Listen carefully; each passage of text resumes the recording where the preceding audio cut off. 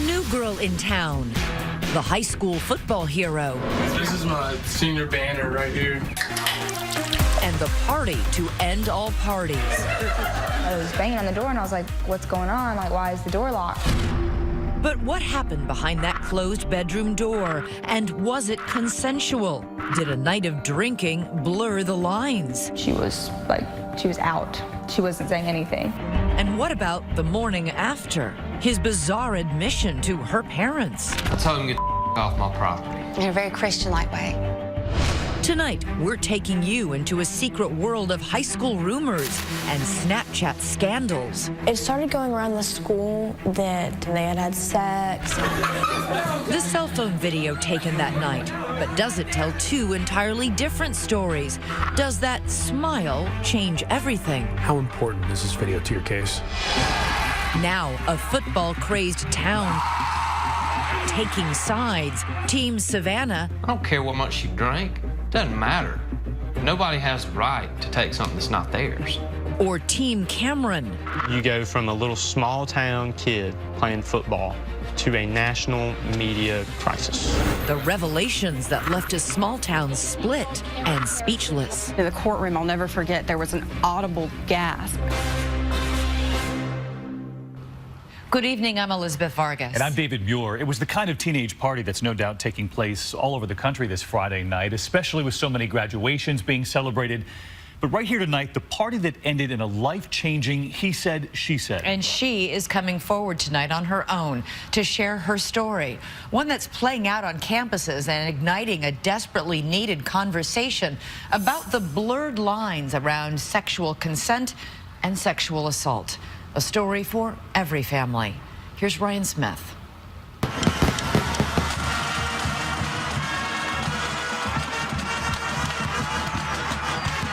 It's Friday night.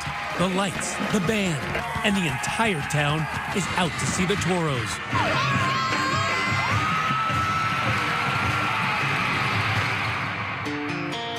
Welcome to Spanish Fort, Alabama. Population 8,000.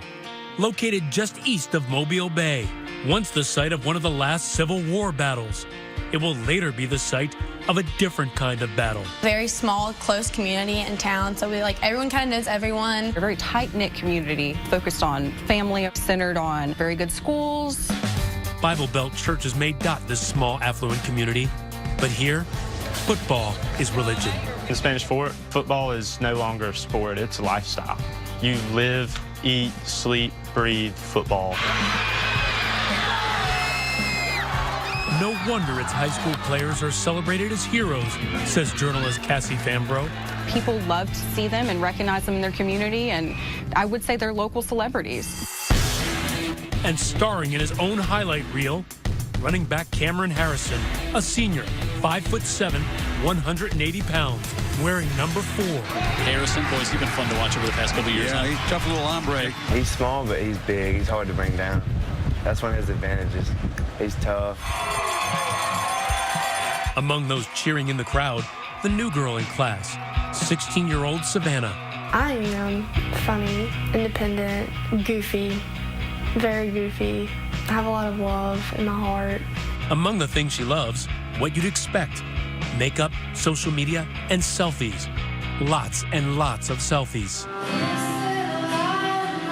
But for the one-time choir girl singing in church with her dad,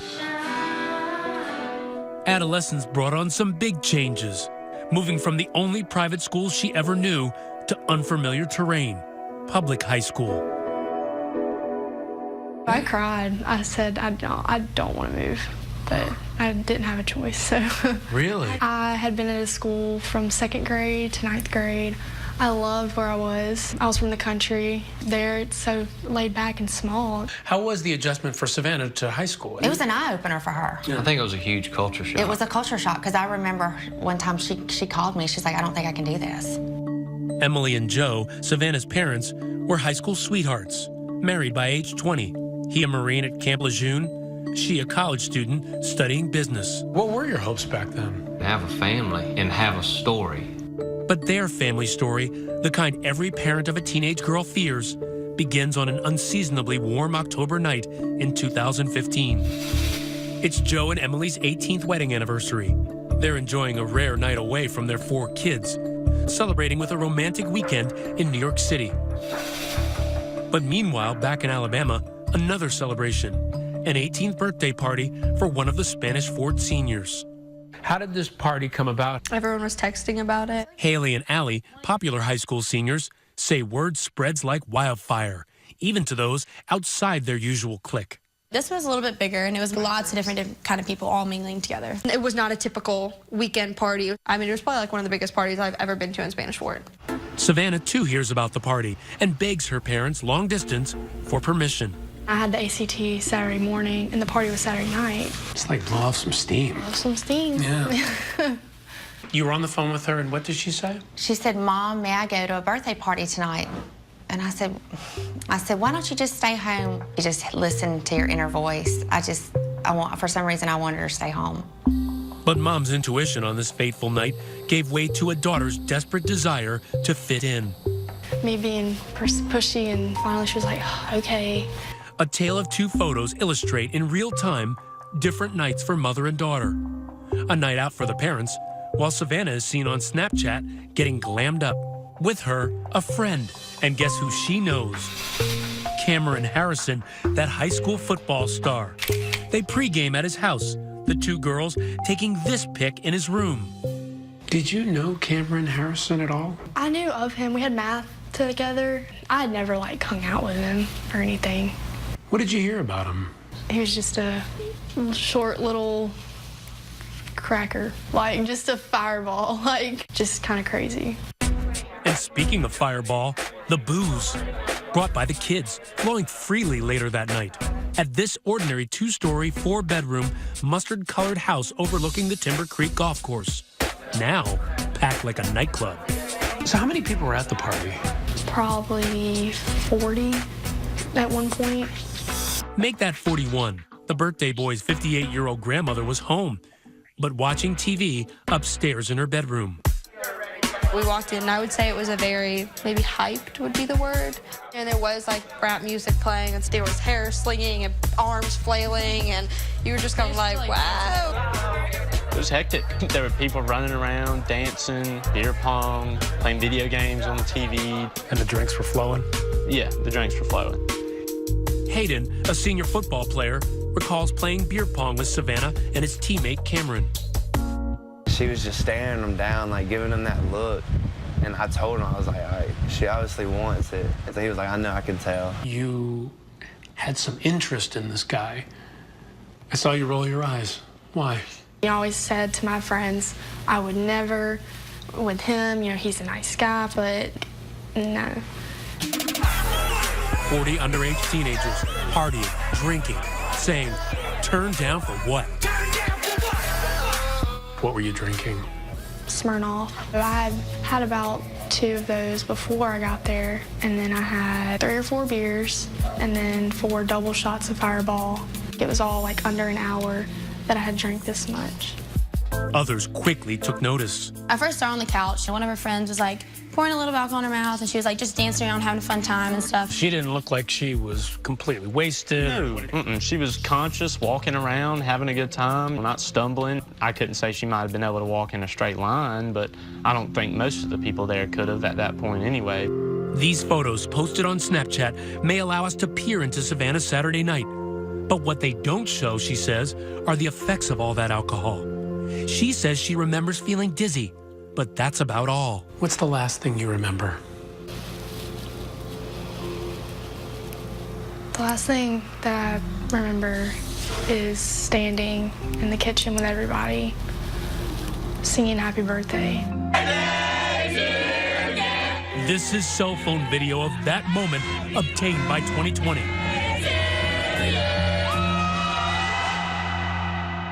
It's I wasn't even in my body. It's my head was telling me something's not right. But I just I could feel myself kind of fading out, from having control of myself. But that's the last thing I remember was standing there with everybody. Savannah may not remember, but her friends do. And at one point, Savannah had accidentally knocked over a glass. She looked like something was wrong. Coming up next, cell phone video captures Savannah being carried. What happens when she's behind closed doors and not alone? So I was banging on the door and I was like, what's going on? Like, why is the door locked? Stay with us in the state championship. But 16-year-old Savannah is out of her league. Evident to those at the party that she may have had a few too many. She's kind of just like, just like going crazy, like walking around. Watching from across the room, Savannah's close friend, who asked that we call her Jessica.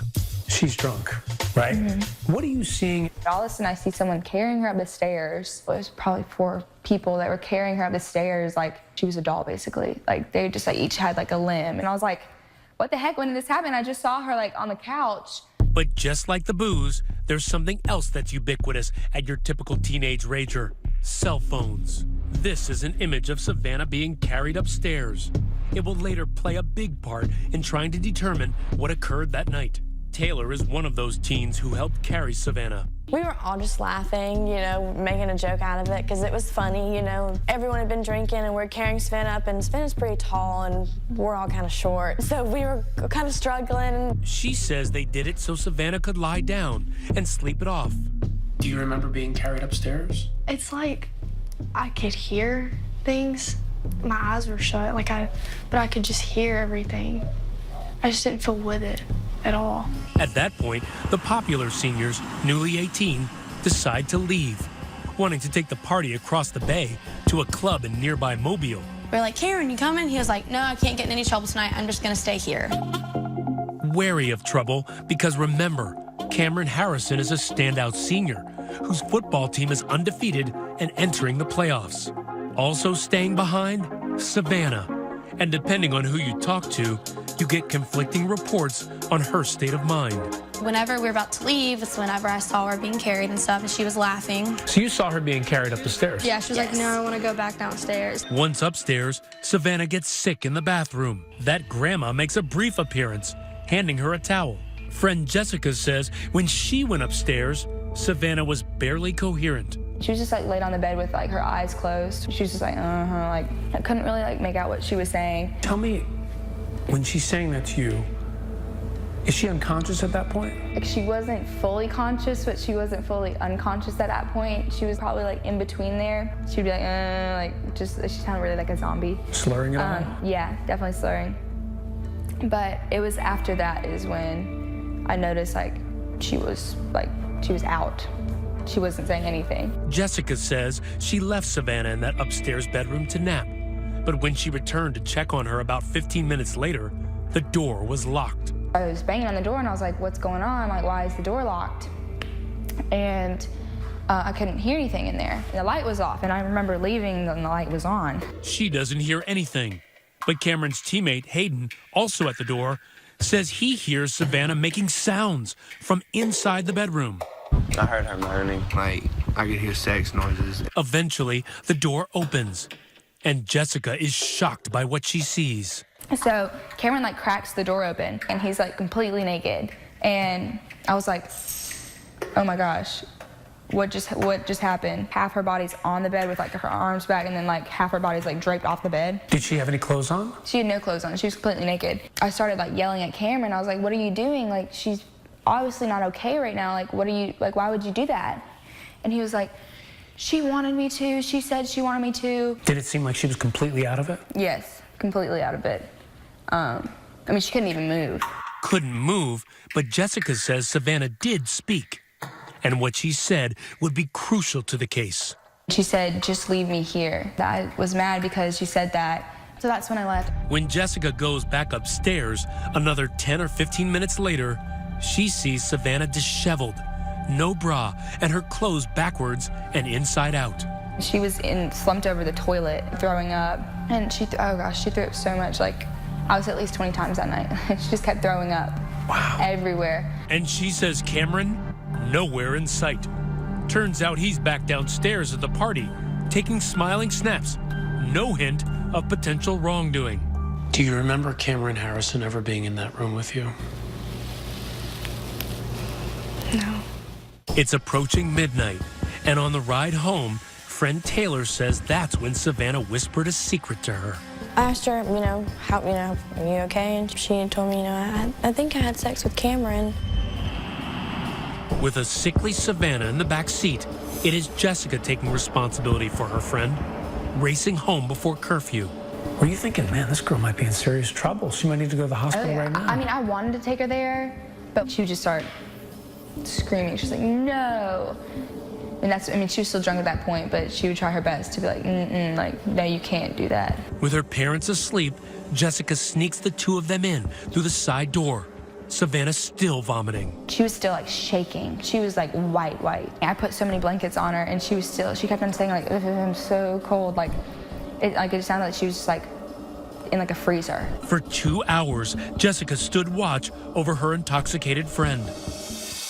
When we come back, some Monday morning quarterbacking when the weekend's raucous house party hits homeroom. It started going around the school that they had sex and a bunch of different stories. And the standout football star stands face to face with a former Marine.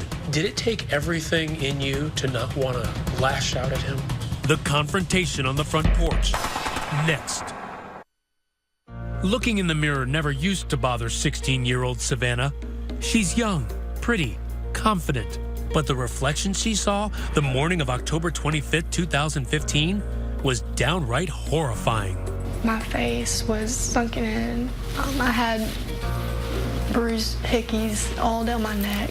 I just started crying because I just felt so disgusted with myself.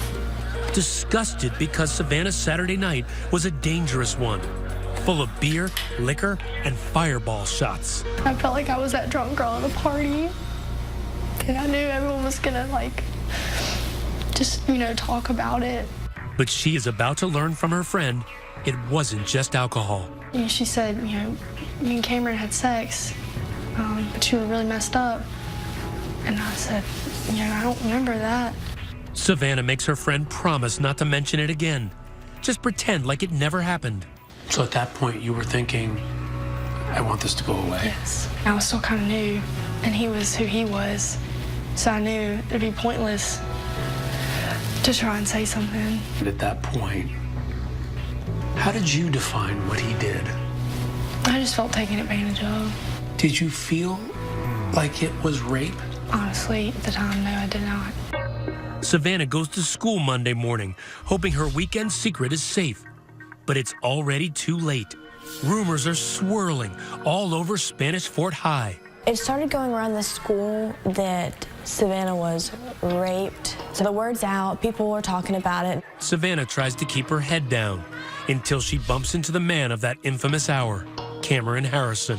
He kind of dodged me, wouldn't look at me, just kind of kept going his way. So. Did you want to speak to him? Not really, no. I just felt like it was too, honestly, awkward and uncomfortable. During design class, Savannah gets with Taylor and a couple of other friends to discuss what happened between her and Cameron. She kept saying he just took advantage of the situation. We had both been drinking. At that time, how would you have defined rape?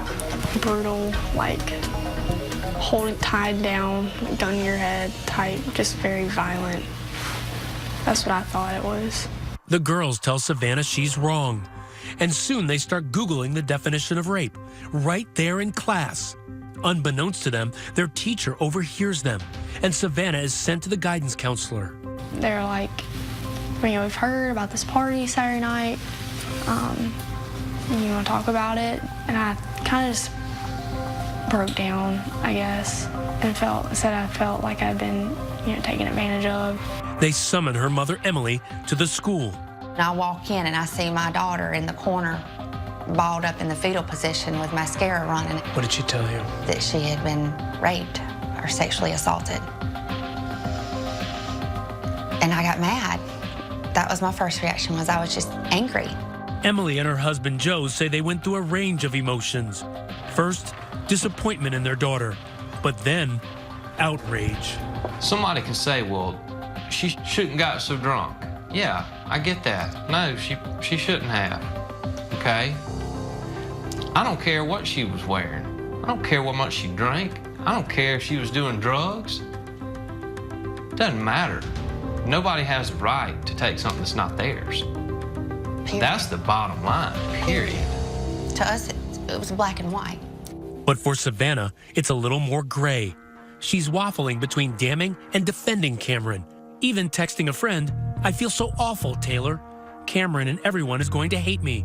I never wanted it to get to this point." It's all getting back to Cameron, whose friends, hearing the vicious rumors, tell him he needs to set the record straight. I was like, you need to go, you need to make sure that you tell people like the truth, like, because if that's not what happened, then that's not what needs to be said. For his next play, Cameron, on the advice of a teacher, decides to go on offense. Somehow he found out that Savannah's parents thought that they had sex and accused him of rape. And so he, being the gentleman that he was, wanted to apologize, wanted to make it right. He may want to make it right, but he's about to make it worse. Believe it or not, Cameron goes to visit Savannah's father, the former Marine, to tell him the sex he had with his daughter was consensual. That's the guy. He's outside. He's walking up to our house right now. Joe, what did you say? My immediate reaction when he pulled up was violence. I am fixing to clear this porch off with his kid. I didn't say a word. I let him speak. He said, I know y'all are hurting, Savannah's hurting, but I'm hurting too. His body language was bizarre. Because he was so calm, Just so ice cold. Just Joe and I were both shaking. And he made a huge admission to you. He only did our daughter for 5 minutes. 5 minutes. Only 5 minutes. And he said those words to you. Did it take everything in you to not want to lash out at him? I told him to get off my property. In a very Christian-like way. That very day, Emily and Joe call the authorities, and veteran detective Jason Vanoy is assigned. He wastes no time. Just because with kids and teenagers, allegiances can change, stories can change. I kind of want to talk to everybody I can as quick as I can. After speaking to Savannah and her mother, he begins to interview students, about a dozen in all. They tell a consistent story about Savannah becoming what they called sloppy drunk. Then Detective Vanoy inevitably discovers this. Cell phone video taken at the party. The video showed the young people carrying the victim across the house and to the stairway. What did you think when you saw that video? I took a long, hard look at it several times and was mainly focusing on the condition of the victim. Her body was limp. At one point, she had her arm draped over her face, and she was just like a wet rag. Just a few precious seconds, but for a seasoned investigator, oh so revealing. It's real-time, footage taken at the party, showing the condition of the victim. How important is this video to your case? In my mind, this video took this case way beyond probable cause to make an arrest. 18-year-old Cameron Harrison, the Spanish Fort football player accused of rape, at a house party in Daphne. A week after the party, Cameron Harrison is charged with first-degree rape, sparking a media frenzy. A charge of rape, a shocked and divided community. When his friends see him in court the next day, now clad in a new uniform, they are beside themselves. It was definitely a slap of reality. My best friend walking down the hallway with a bunch of criminals in an orange jumpsuit and shackles on, and cameras all in his face. And it's so hard to see your friend like that. You go from a little small town kid playing football to a national media crisis. Cameron, what really happened at that party? Cameron pleads not guilty. He's released on bond, but placed on house arrest, suspended from the football team, and forced to take his classes online. The next night is the Toros' first playoff game, but they will have to do it without Cameron, the star running back. Well, what was going through the team's mind? Us in the student section and the football team did everything we could to let Cameron know in spirit that he was there with us, that we wanted him there. So we put fours everywhere. Number 4, Cameron's jersey, plastered in the stands and on social media. A public outpouring of support, and not just from boys. Toros Forever read this banner. Girls wrote 4s on their wrists, and even a number 4 on the quarterback's towel. We wanted it to be known that we supported our friend. We would never in any way bully, but that's the way it was taken. For Savannah, the display instantly visible on social media, it feels like she's become the town pariah. How did all of this strike you? really just bothered me. It's kind of evil. When we come back, bullying from virtual to violent. She goes, well, I can't sleep. I'm scared. Oh my goodness, you know, someone threw a rock at my window. Once again, Ryan Smith. This is not something that I would expect from Cameron Harrison in any way, shape, or form. She didn't do anything wrong, and she is being punished more than he is. The drama between two Spanish Fort, Alabama high school students, Savannah and football player Cameron Harrison, divided the town. Cassie Fambro wrote for the local news site AL.com. There was just such a stark divide. There was the people who believed Savannah, and there was the people who thought this was a witch hunt, that Cameron Harrison was unfairly portrayed as a criminal rapist. About 24 Spanish Fort High School students defending him. But while Cameron's supporters were loud and proud, he was tight-lipped, never speaking in public or to the police. No comment. But he did speak to this woman, private investigator Alicia McWhorter, hired by Cameron's mom to gather intel. What was his state of mind like? What was he like? He was in a state of hyper-awareness that he was under a microscope and he needed to get the truth out. She says Cameron recounts a familiar tale of booze, beer pong, and all-out blowout. But new details emerge when he claims after Savannah was carried up the stairs, he ended up in the bathroom with her. And that's when a familiar face enters. Kennedy, that girl who came to the party with Savannah. Cameron states that Kennedy grabbed his face and kissed him, and then Savannah grabbed his face and kissed him. And then they move into the bedroom. And at some point, Kennedy gets up and leaves the room. Kennedy denies that she, Cameron, and Savannah were kissing each other at the same time. Cameron says it happened. Kennedy states it didn't. We're at an impasse on that. And Cameron says he and Savannah are still not alone in that bedroom. There are others, and she tells them to leave. Cameron told me that the alleged victim said, "Get the F out," and told another person, "I'm going to F him." Granted, this private investigator is being paid by Cameron's family, but listen to what two others told Detective Van Oy. They heard the victim say, "F me, Cam." But remember, the booze was flowing and memories hazy. They can't agree on who was in the room. Did you have consensual sex with Cameron Harrison? No. If I was in the condition I'm right now, I would not have sex with Cameron. And what about that controversial statement Cameron allegedly made to her father? I only did it for a few minutes. Cameron clearly stated to me that he did not say that. How do you know what to believe? I can tell you that Cameron's story was believable, and I do believe that the young woman consumed alcohol that may or may not have impeded her ability to remember exactly everything that happened. So in your mind, she could have given consent but simply not remembered it? Yes, I believe that. I do not believe she was passed out. No one saw her passed out. Not passed out is key, because the charge against Cameron is that Savannah couldn't consent because she was either physically helpless or mentally incapacitated. The question all comes back to, what was she capable of doing at that moment?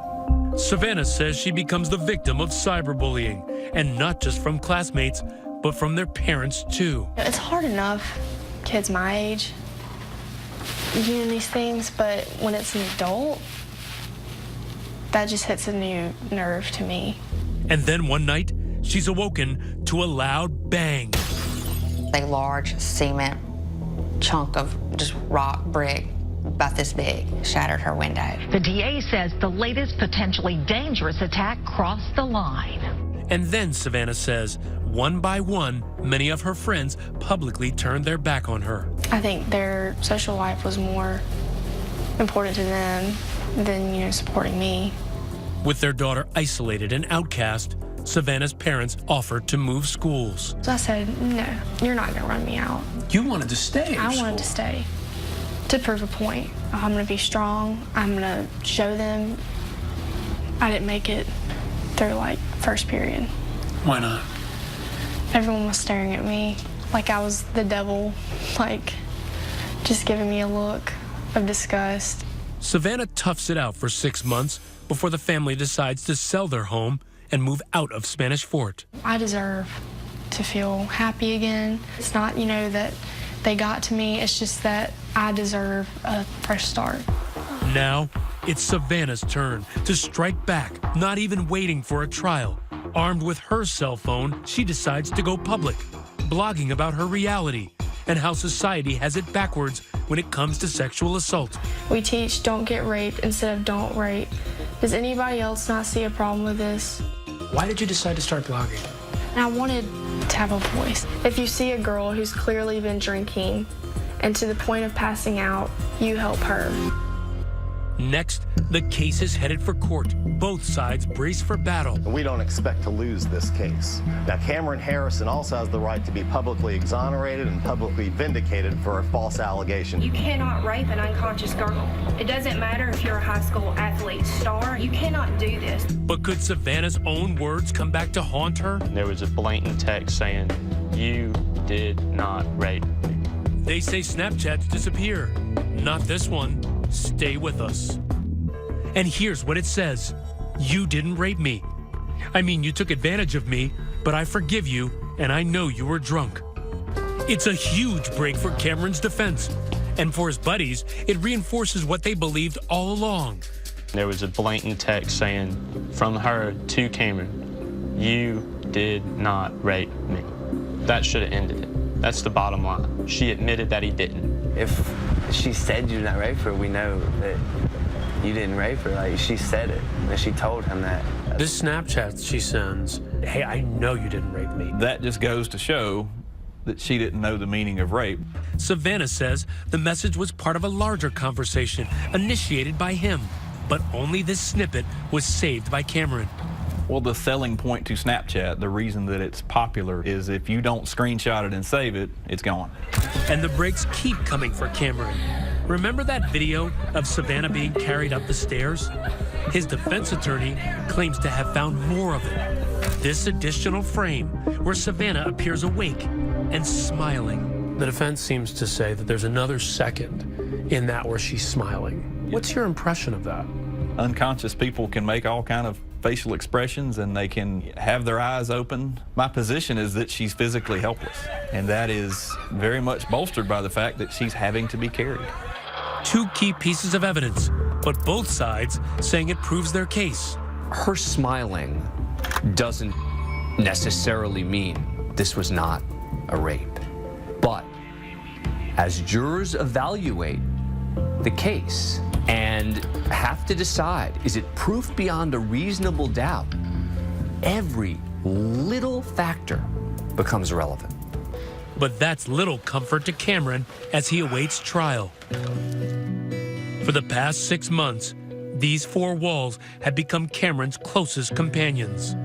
Now, only photos providing a peek at the life he once enjoyed. This is my senior banner. All the senior football players got on this year. It says running back, Cameron Harrison. All my friends do this for me. Cameron showing us this window into a life seemingly put on perma-hold. I'm blessed to have so much support from all my friends and family. Trapped by a dark cloud above him and that device around his ankle monitoring his movements.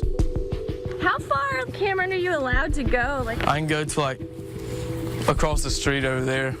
Ironically, the former running back's world is now limited to the length of a football field, 100 yards. His mom, Karen.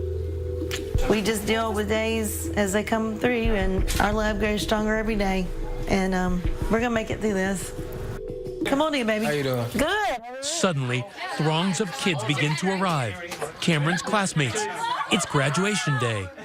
Cameron not being able to walk with us definitely, kind of makes me a little heartbroken. My best friend. They don caps and gowns for a makeshift ceremony. Oh no, you don't have your tassel? There was one in the kitchen. Oh, good Lord. Go get it. Hey, Garrett. It is a big deal. While the future appears bright for them, Cameron's is still unknown. He's facing the possibility of 10 years to life for rape. And District Attorney Hallie Dixon is showing no signs of mercy, local hero though he may be. Do football players get a free pass? Absolutely not as long as we're prosecuting these cases. They will not get a free pass. So for you, there's no question Cameron Harrison is a rapist. There's no question. I'm not saying that he is this evil human being. I am saying what he did was wrong. When we come back, Cameron Harrison's day in court is coming. We did everything we could to block the camera crews. Savannah braces for a face-to-face showdown. He did wrong. Every choice has a consequence. The stunning conclusion. After 18 grueling months, it was supposed to be Judgment Day. The stage was set.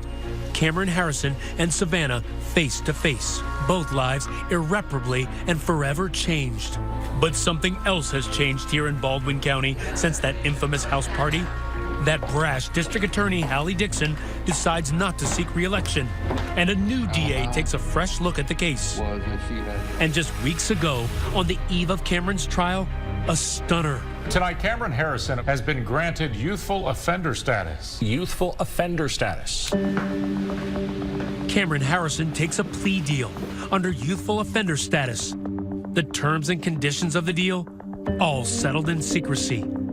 It allows the proceeding to be treated sort of like a juvenile proceeding, meaning everything gets sealed, the public doesn't find out what happens, it eventually gets erased from the record. Now, nothing about the case is public. All we know tonight is that Cameron is not in jail, an outcome agreed to by both sides. The key when thinking about why was a deal cut is to look to the alleged victim. Was that because she was pressured by the DA? Who knows? Was it because she didn't want to testify? It's a smart move for the defendant. If he can not serve time, get treated as a youthful offender. Cameron and his family were scheduled to do an interview with us. However, part of that plea agreement prevented both sides from talking further about the case.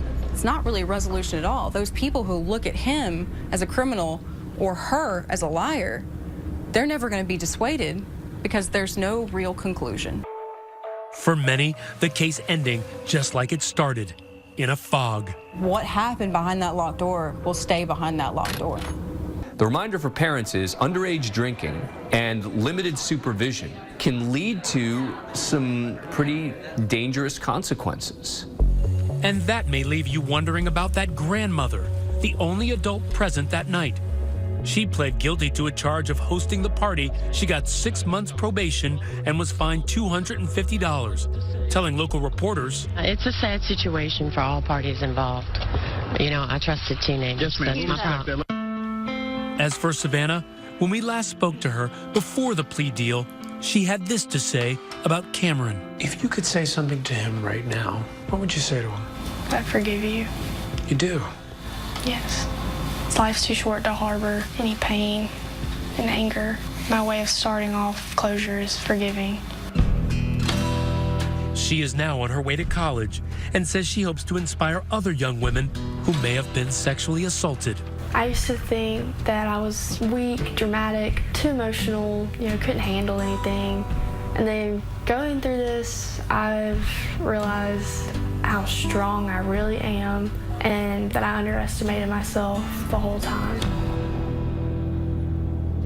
Savannah does plan to study abroad at some point. She hopes to get an international business degree. Meanwhile, Cameron attended community college this past year and is trying to get a football scholarship. That's our program for tonight. Thank you so much for watching. I'm Elizabeth Vargas. And I'm David Muir. From all of us here at 2020 and ABC News, thanks.